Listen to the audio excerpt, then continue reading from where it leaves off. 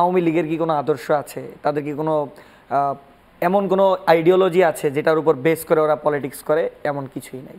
যারা এই গণহত্যা করলো, নানান ধরনের অপকর্মের সাথে থাকলো, তাদের মধ্যে কোনো অনুশোচনা, অনুতপ্ত বোধ সেগুলো তো নেই। উপরন্তু তার কোনো ধরনের স্বীকার করছে না। হ্যাঁ, এবং যদি স্বীকার না করে, স্বীকার তো করাতে হবে। স্বীকার করানোর উপায়টা কি? আর যে উপায় ভাবা হচ্ছে বা যদি মনে হয় যে হ্যাঁ কিছু স্বীকার করানোর চেষ্টা চলছে, সেটা কতটা যৌক্তিক?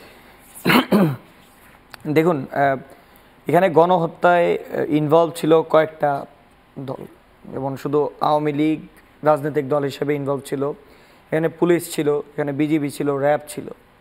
তো স্বীকারোক্তি পুলিশের একজন ঊর্ধ্বতন অফিসার, তিনি একটা, আমি দেখেছিলাম যে খবর চ্যানেলে বলছিলেন যে আমরা ভুল করেছি। তো ব্যক্তিগত জায়গা থেকে অনেকজনই স্বীকার করেছে, কিন্তু অ্যাজ এ ইনস্টিটিউশন সেই স্বীকারোক্তিটা এখনও কোথাও থেকে আসেনি। আওয়ামী লীগের ক্ষেত্রে একটা কর্মী এখন পর্যন্ত স্বীকার করে নাই যে তারা কোনো ভুল করেছে। তবে আমি মনে করি এই ক্ষেত্রে আওয়ামী লীগের স্বীকারোক্তিটা ততটা প্রাসঙ্গিক না এবং আমাদের সেটা প্রয়োজনও নেই। অনেকেই আমি দেখি যে একটা বিষয়ে আওয়ামী লীগের সাথে অন্যান্য দলের তুলনা দেয়। ফর এক্সাম্পল, মাসুদ কামাল সাহেব সাংবাদিক, তিনি আওয়ামী লীগের নিষেধাজ্ঞার বিষয়টা নিয়ে তিনি বারবার একটা জিনিস আনেন যে জামাতকে কি নিষেধাজ্ঞা দিয়ে কি আটকানো গিয়েছে নাকি, সেটার সাথে তিনি আওয়ামী লীগকে তুলনা দেন। তো আসলে জামাত একটা আদর্শিক দল, তারা একটা নীতি আদর্শের উপর বেস করে এখনও টিকে আছে দীর্ঘ নিপীড়নের পরেও। আপনার কি মনে হয় আওয়ামী লীগের কি কোনো আদর্শ আছে, তাদের কি কোনো এমন কোনো আইডিওলজি আছে যেটার উপর বেস করে ওরা পলিটিক্স করে? এমন কিছুই নাই। আওয়ামী লীগ গত 16 বছর রাজনীতি করেছেই টাকার জন্য। প্রত্যেকটা আওয়ামী লীগ কর্মী, প্রত্যেকটা আওয়ামী লীগের নেতা টাকা ছাড়া সে আর কিছুই দেখে নাই। তাদের ভিতর যদি আদর্শ থাকতো নীতিগত, তারা যদি এরা পলিটিক্যাল জায়গায় তারা যদি নীতি আদর্শের রাজনীতি করতো, তাহলে কি নেতা তার কর্মীকে বিপদে ফেলে বিদেশ চলে যেত, বা বিদেশ থেকে কর্মীকে আবার ডেকে এনে বিপদে ফেলতো? এটা ফেলতো না।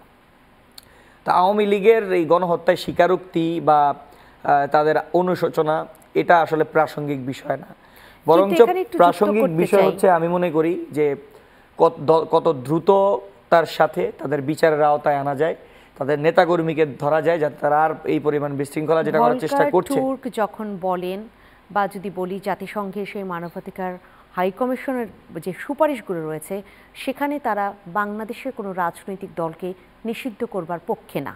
তারা সে ধরনের সুপারিশ যখন দেন, যদি সেই সুপারিশ কোনোভাবে আমলে নেওয়া হয়, তাহলে কি স্বীকারোক্তি আদায় করা জরুরি না? কারণ যারা ভবিষ্যতে আবার এদেশে রাজনীতি করবে। দেখুন, আওয়ামী লীগের নামে রাজনীতিতে বাংলাদেশে শেষ হয়ে গিয়েছে 5ই আগস্ট। অর্থাৎ আওয়ামী লীগ বা এই মুজিববাদী যে রাজনীতি, সেটা 5ই আগস্ট জনগণ প্রত্যাখ্যান করেছে।